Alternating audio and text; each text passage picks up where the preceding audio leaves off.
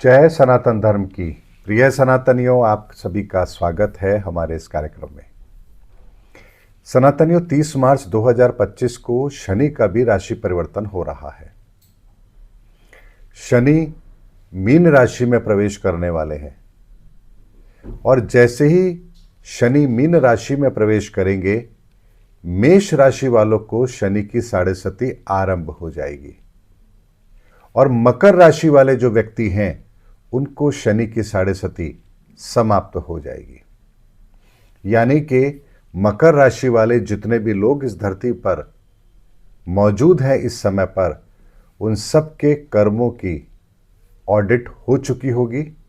उनको उनके हिसाब से, उनके कर्मों के हिसाब से उनको फल दिया जा चुका है। और अब मेष राशि वाले जो लोग हैं उनके कर्मों की ऑडिट आरंभ होने वाली है। शनि का काम यही होता है। शनि कभी भी किसी को दंड नहीं देते हैं, बल्कि उसके कर्मों को व्यवस्थित करने का काम करते हैं। यानी आपने जो कर्म किए हैं उसमें जहां जहां जो जो गलती आपने की है उसके आधार पर आपको क्षमा दी जाए, आपको दंड दिया जाए या आपको उसका पूरा भुगतान करना ही पड़ेगा, उसमें कोई प्रावधान अब लागू नहीं होगा। इसके आधार पर शनि फैसला करते हैं। इसको ऐसे समझिए जैसे आपका व्यापार है। आप अपने व्यापार में अकाउंट्स रखते हैं, व्यापार करते हैं, सरकार को टैक्स भी देते हैं, लेकिन कई बार इनकम टैक्स की ऑडिट आती है और ऑडिट आती है तो वो आपके सारे खातों को चेक करती है और आपने किसी तरह की कोई अनियमितता नहीं की है तो आपको उस ऑडिट से घबराने की ज़रूरत नहीं है। लेकिन यदि आपने कुछ गलत किया है, हेरफेर की है, कालाबाजारी की है, 2 नंबर का काम किया है, कुछ छिपाया है, तो फिर उस ऑडिट के अंदर आप पकड़ में भी आते हैं और आपको पेनल्टी लगती भी है।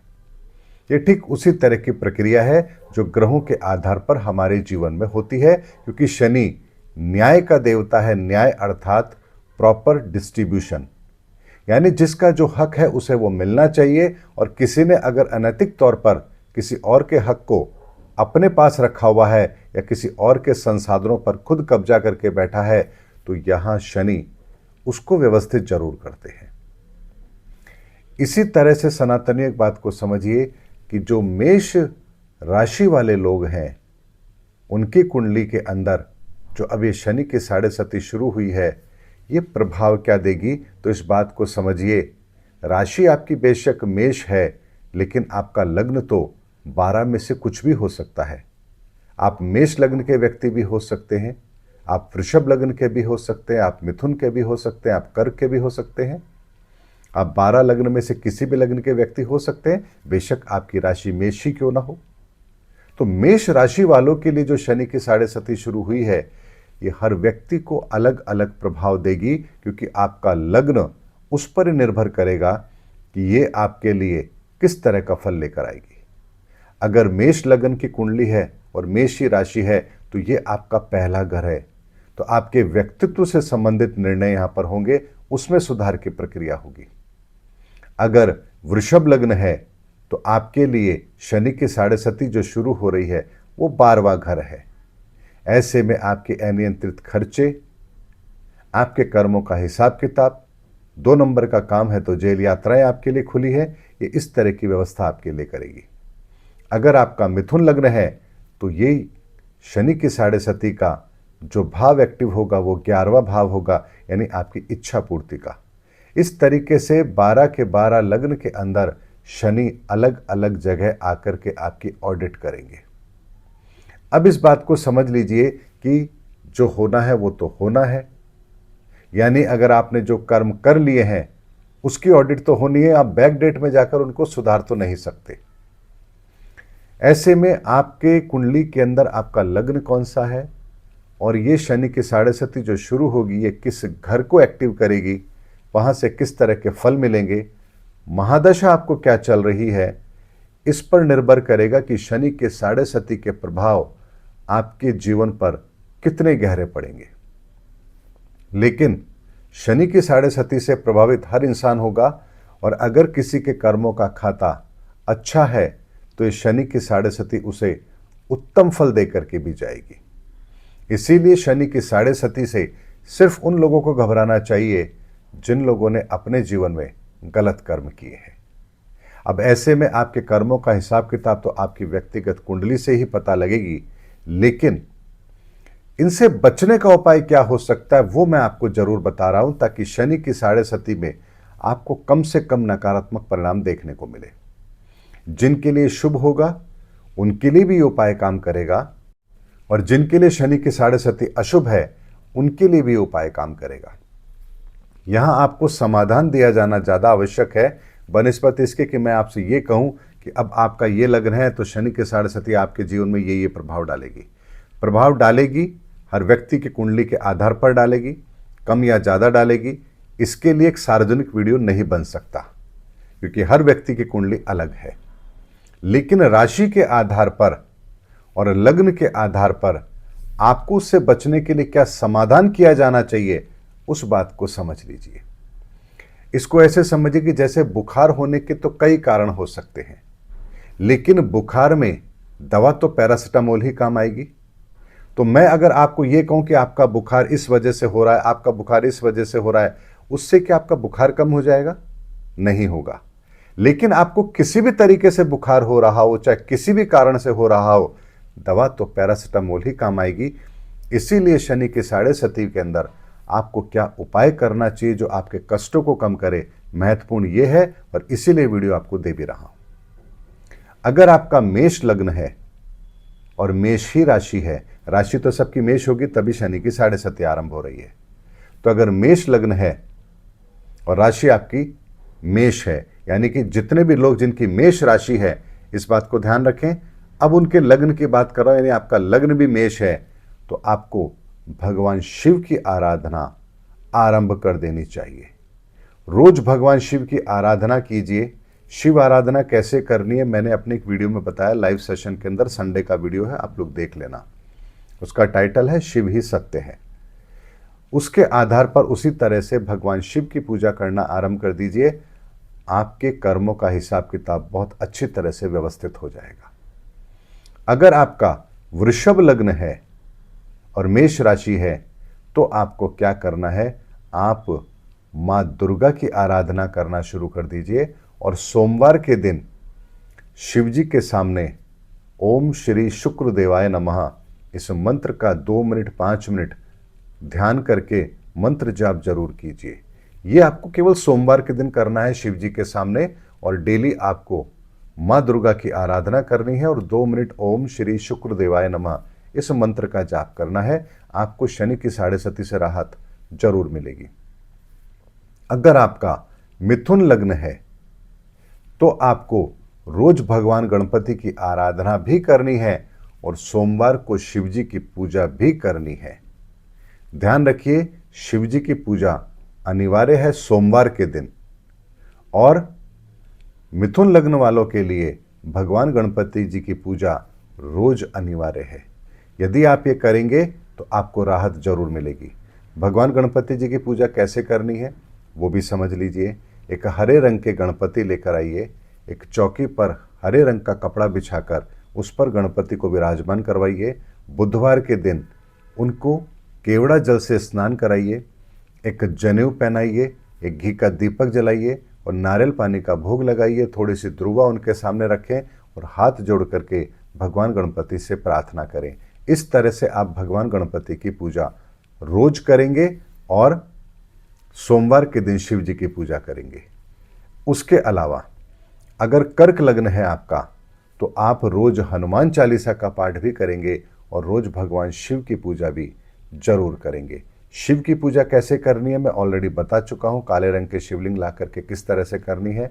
और हनुमान जी की पूजा के लिए आपको एक हनुमान जी की तस्वीर, जिसमें हनुमान जी अपने कंधों पर बिठाकर भगवान राम और लक्ष्मण को लेकर आ रहे हैं, उस तस्वीर के सामने घी का दीपक जलाकर आपको हनुमान चालीसा का पाठ करना है। अगर आपका सिंह लग्न है तो रोज ओम सूर्य देवाय नमः इस मंत्र का जाप कीजिए और सोमवार के दिन शिव जी की पूजा जरूर कीजिए। उसके अलावा यदि आपका कन्या लग्न है तो वही उपाय आपको करना है जो आपने मिथुन लग्न में किया था, यानी रोज भगवान गणपति की आराधना आपको करनी है। वैसे ही हरे रंग के गणपति लाकर चौकी पर बिठाकर, जैसा मैंने आपको मिथुन लग्न के लिए बताया, ठीक उसी तरह से आप पूजा करेंगे और सोमवार को आप शिव जी की पूजा जरूर करेंगे। अगर आपका तुला लग्न है तो आप माँ दुर्गा की आराधना करेंगे और सोमवार को शिव जी की पूजा जरूर करेंगे। उसके अलावा यदि वृश्चिक लग्न आपका है तो आप जैसे मेष लग्न वालों को मैंने पूजा बताई है, उसी तरह से वृश्चिक लग्न वालों को भी उसी तरह से पूजा करनी है। ध्यान रखिए, मेष लग्न और वृश्चिक लग्न वालों के लिए समाधान एक ही होगा, वृषभ लग्न और तुला लग्न वालों के लिए समाधान एक ही होगा, और मिथुन लग्न और कन्या लग्न वालों के लिए समाधान एक ही होगा जो मैंने बताया है। अब बात करते हैं धनु लग्न की। धनु और मीन लग्न अगर आपका है तो आपको बुरी आदतें तत्काल प्रभाव से छोड़नी है। अगर आप नॉनवेज खाते हैं आपको छोड़ना पड़ेगा, अगर आप ड्रिंक करते हैं आपको छोड़ना पड़ेगा, अगर आप किसी तरह का व्यसन करते हैं, सिगरेट, गुटखा, तंबाकू, आपको तुरंत छोड़ना पड़ेगा। उसके अतिरिक्त रोज किसी न किसी धार्मिक शास्त्र ग्रंथ को ले लीजिए, चाहे रामायण ले लीजिए, चाहे गीता ले लीजिए, चाहे कोई वेद ले लीजिए, आप रोज 15-20 मिनट, आधे घंटे का समय निकालें, उसमें से आप कोई भी एक शास्त्र ग्रंथ को पढ़ना आरंभ कीजिए। जब पूरा हो जाए तब दूसरा शास्त्र ग्रंथ लीजिए, यानी आपको इस शनि की 7.5 में शास्त्र ग्रंथों का अध्ययन नियमित तौर पर आपको जरूर करना है और सोमवार को भगवान शिव की पूजा जरूर करनी है। यदि आपका मकर लग्न और कुंभ लग्न है तो ध्यान रखिए, अपने हर कर्म को मॉनिटर कीजिए, यानी कि यदि आपका कोई भी कर्म ऐसा है जो किसी का अहित कर रहा है तो आपको सावधान होने की आवश्यकता है। ईमानदारी से काम कीजिए, अपनी कमाई में से कुछ हिस्सा गरीबों के लिए दान कीजिए। किसी गरीब भूखे भिखारी को कुछ खाने के लिए अगर आप दे सकते हैं, जब भी आपका दिल करे, जब भी मौका मिले आप करिए। और कर्म ही पूजा है, इस सिद्धांत पर चलिए। घर में बैठ कर के 10 घंटे, 2 घंटे, 4 घंटे, 6 घंटे, 1 घंटे पूजा करने से बेहतर है आप रोज नियमित आधे घंटे दुनिया की सेवा कीजिए, जरूरतमंदों की सेवा कीजिए, दूसरों के प्रति अच्छा भाव रखिए। ये शनि की 7.5 में आपको राहत जरूर देंगे। सनातनियों एक बात को समझ लीजिए, मेष राशि वालों के लिए ही मैंने ये बात कही है। अगर आपकी मेष राशि है और फिर आपका लग्न इनमें से 12 लग्न में से जो लग्न बन रहा है वही उपाय आपको करना है। किसी का मेष लग्न है, वृषभ लग्न है, कन्या लग्न है, लेकिन राशि मेष नहीं है, तो उन्हें ये उपाय नहीं करने हैं। उनके लिए उपाय उनकी कुंडली के आधार पर हैं। ऐसे में एक बात को फिर बड़े ध्यान से समझ लीजिए, अगर आपकी मेष राशि है, मेष राशि भी कैसे, आपकी कुंडली के आधार पर मेष राशि होनी चाहिए, आपके नाम के आधार पर नहीं। बहुत से लोग प्रश्न करेंगे, जी हमारी कुंडली में तो सिंह राशि है, हमारे बोलते नाम से तो मेष राशि है, तो क्या शनि की 7.5 में लगेगी? एक बात ध्यान रखिए, आपका बोलता नाम कुछ भी हो उससे कोई फर्क नहीं पड़ता। आपकी कुंडली के अंदर आपकी अगर मेष राशि है तो ही आपके ऊपर शनि की 7.5 एप्लीकेबल होगी। अब जिन लोगों की कुंडली नहीं है, नाम मेष राशि के आधार पर है, वो क्या करें? तो उन्हें शनि की 7.5 कब शुरू होगी ये उन्हें भी नहीं पता, क्योंकि लग्न उनके पास नहीं है। लेकिन इतना समझिए, अगर आपको आपकी डेट ऑफ बर्थ पता है तो उस दिन चंद्रमा जिस राशि में है वही आपकी राशि बनेगी। उसमें आपका जन्म समय चाहे सुबह का हो, शाम का हो, दोपहर का हो, रात का हो, उससे कोई फर्क नहीं पड़ेगा, क्योंकि आपकी राशि नहीं बदलेगी।